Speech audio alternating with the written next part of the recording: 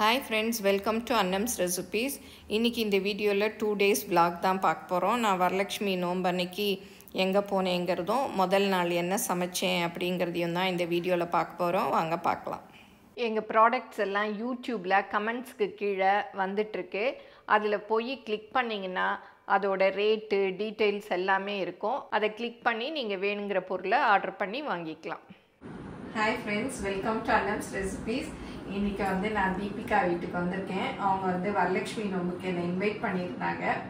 இப்போ சமீபத்தில் நான் நந்தினிஸ் வைப்ஸ் நந்தினி வீட்டுக்கு மீனாட்சி திருக்கல்யாணம் போயிருந்தேன் இல்லையா, அப்போ தான் வந்து எனக்கு தீபிகா ஃப்ரெண்டு, நந்தினியோட ஃப்ரெண்டு தீபிகா இப்போ என் ஃப்ரெண்ட் ஆகிட்டாங்க. வரலட்சுமி நோம்புக்கு அவங்க வீட்டில் நல்லா விசேஷமாக பூஜை பண்ணுவேன்னு சொல்லி கூப்பிட்டுருந்தாங்க. அதுக்கு தான் வந்திருக்கேன். அதோடு இல்லாமல் அவங்க சேனல் வேறு வச்சுருக்காங்க. இப்பதான் ஆரம்பிச்சீங்க இல்லையா? 1 month தான். ஃபர்ஸ்ட் என்ன பண்ணிட்டு இருந்தீங்க? நான் வந்து communication trainer. Communication trainer. Okay okay. இப்போ விட்டுட்டீங்களா? ஆமா, ஒரு வருஷம் ஆச்சு ஜாப் குவிட் பண்ணி. அண்ட் அதுக்கப்புறம் தான் இந்த டிராவல் ஸ்டார்ட் பண்ணேன். ஓ, ஆன்மீகம் மேல எப்படி உங்களுக்கு இன்ட்ரெஸ்ட் வந்தது? எப்பவுமே இருந்தது, பட் கொஞ்சம் டைம் இல்லாததுனால கொஞ்சம் கொஞ்சமா போவேன். இப்போ ஃபுல் ஸ்விங்ல வந்து போயிட்டு இருக்கு. அவங்க சேனல்ல வந்து இப்போ அவங்க போற கோவில்கள் எல்லாம் போடுறாங்க.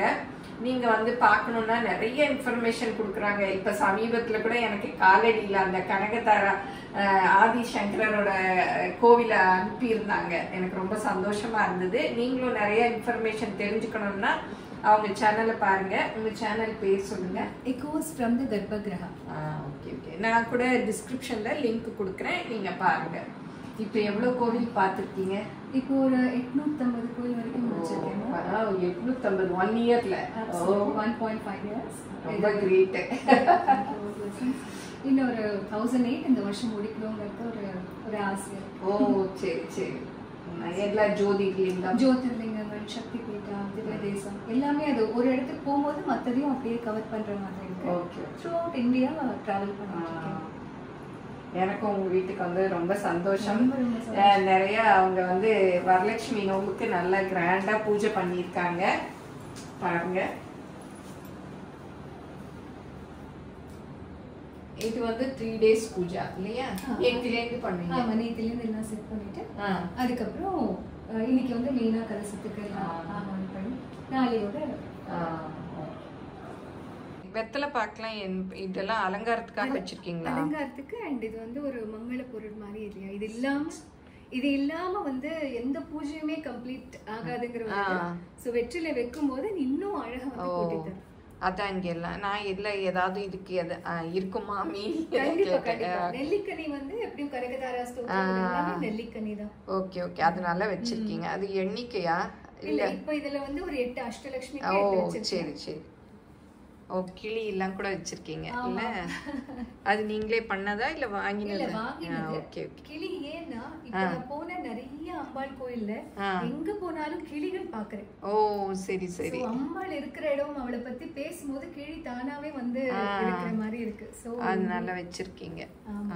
விளக்குக்கெல்லாம் நல்லா அலங்காரம் பண்ணிருக்கீங்க. இங்கேயும் இருக்கு. நல்லா இருக்கு.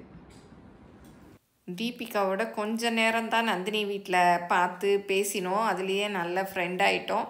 அதுலேருந்து அவங்க நீங்கள் வரலட்சுமி நோம்புக்கு கட்டாயம் வரணுமான்னு கூப்பிட்டாங்க. சரி, வீடும் எங்கள் வீட்டுக்கு பக்கத்தில் தான் இருந்தது. போய் சாமி கும்பிட்டு வந்தேன். அவங்க சேனலில் நிறைய கோயில்களை பற்றி நல்ல இன்ஃபர்மேஷன்லாம் கொடுத்துருக்காங்க. நீங்களும் உங்களுக்கு எந்த கோயிலை பற்றி தெரிஞ்சுக்கணுன்னாலும் அவங்க சேனலை போய் பார்த்து தெரிஞ்சுக்கலாம். ஓ, அங்க காலடியில அவரோட பிறந்த வீட்டு வாசல்ல இந்த மாதிரி சின்ன கடை வச்சு வைக்கறாங்க. ஓ, அவரின் நினைவா. Okay okay. நீங்களும் சுவையாக சமைக்கணுமா? எங்கள் மசாலா பொடிகளை யூஸ் பண்ணி பாருங்கள். அதெல்லாம் வாங்கணுன்னா ஸ்க்ரீனில் வர்ற வெப்சைட்டுக்கும் வாட்ஸ்அப் நம்பருக்கும் போய் ஆர்டர் பண்ணிங்கன்னா நீங்கள் வேணுங்கிறத வாங்கிக்கலாம். என்னோடய ஃப்ரெண்டு சரசு சமையல் சரஸ்வதி வந்து அவங்களோட ப்ராடக்ட்ஸ் எல்லாம் அனுப்பியிருந்தாங்க. அதில் என்னென்ன அனுப்பியிருக்காங்க அப்படிங்கிறதெல்லாம் இப்போ பார்ப்போம். முருங்கைக்கீரை சூப் மிக்ஸ் அனுப்பியிருந்தாங்க. இது அந்த பவுடரை போட்டு தண்ணி ஊற்றி உப்பு போட்டு நல்லா கொதிக்க வச்சா சூப் ரெடி ஆகிடும். அப்புறம் பிரண்டை பொடியும் அனுப்பியிருந்தாங்க. முழங்கால் வலி கை கால் வலிக்கெல்லாம் பிரண்டை ரொம்ப நல்லது இல்லையா? இதை சாதத்தில் போட்டும் சாப்பிட்லாம், இட்லிக்கும் தொட்டு சாப்பிட்லாம். அப்புறம் அவங்களோட பஜ்ஜி மிக்ஸும் வந்து அனுப்பியிருந்தாங்க. இதில் தான் இன்றைக்கி வந்து நான் புடலங்காய் பஜ்ஜி போட போகிறேன். இதில் எதுவுமே சேர்க்க வேணாம், அப்படியே நீங்கள் போட்டாலே போதும், உப்பு கூட சேர்க்க வேணான்னு சொன்னாங்க.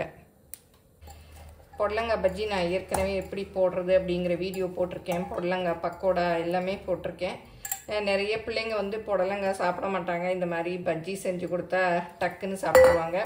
அதுவும் இந்த மாதிரி பஜ்ஜி மிக்ஸ் இருந்தால் நம்ம டக்குன்னு செஞ்சிடலாம். நான் வந்து புடலங்காய்க்கு மாத்திரம் உப்பு போட்டுக்கிறேன். உப்பு போட்டு ஒரு 5 மினிட்ஸ் ஊற வச்சுக்கலாம். அப்போ தான் வந்து இந்த உப்பு புடலங்காயில் ஊறும். அப்புறம் நம்ம பஜ்ஜி மிக்ஸை போட்டுக்கலாம். வேணுன்னா கொஞ்சம் மிளகாப்பொடி கூட போட்டுக்கலாம். ஆனால் இந்த பஜ்ஜி மிக்ஸ்லேயும் மிளகாப்பொடி இருக்குது. அதனால் நான் இன்றைக்கி உப்பு மாத்திரம்தான் போடுறேன். உங்களுக்கு நல்லா காரசாரமாக வேணும்னா உப்பும் மிளகாப்பொடியும் போட்டு புடலங்காயில் அப்படியே ஊற வச்சுட்டு அப்புறம் வந்து பஜ்ஜியாக போட்டுக்கலாம். இப்போ 10 நிமிஷம் ஆயிடுச்சு. இதை கட் பண்ணிவிட்டு போட்டுக்கலாம். ஜிப்லாக் கவரில் தான் வச்சுருக்காங்க. நம்ம போட்டுட்டு மீதி இருந்தால் கூட அப்படியே க்ளோஸ் பண்ணி வச்சுக்கலாம்.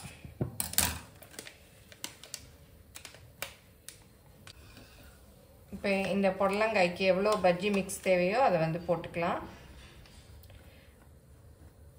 போட்டு பார்த்துட்டு பத்தலைன்னா இன்னும் கூட கொஞ்சம் போட்டுக்கலாம். நான் தண்ணியே தெளிக்கலை. அந்த புடலங்காயில் உள்ள தண்ணியிலே இதுவாக கொஞ்சமாக தெளிச்சுக்கோங்க.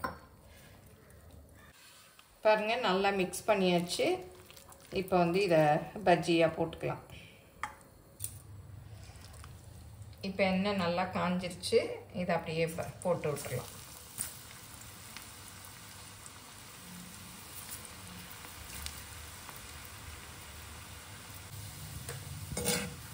இப்போ நல்லா வெந்த பிறகு அப்படியே பரட்டி விட்டுக்கலாம். இப்போ நல்லா வெந்துருச்சு. இது எல்லாத்தையும் எடுத்துடலாம். இந்த மாதிரி ப்ரௌன் கலராக வந்ததும் நம்ம அப்படியே எடுத்துடலாம்.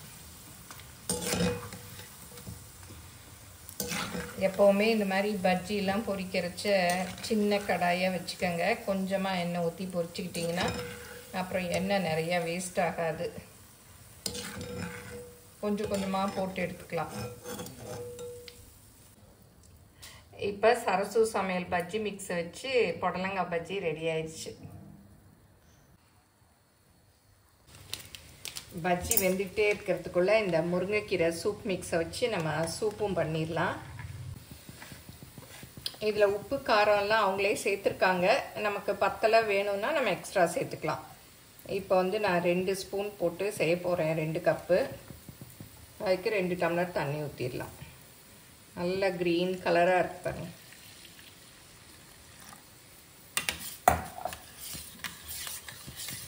நல்லா மிக்ஸ் பண்ணி விட்டுட்டு அடுப்பில் வச்சு கொதிக்க வச்சோன்னா நமக்கு சூப் ரெடி. நல்லா இந்த மாதிரி மிக்ஸ் பண்ணி விட்டுக்கிட்டே இருந்தோன்னா நல்லா கொதிக்கணும். கொதிச்சா சூப் ரெடி ஆகிடும்.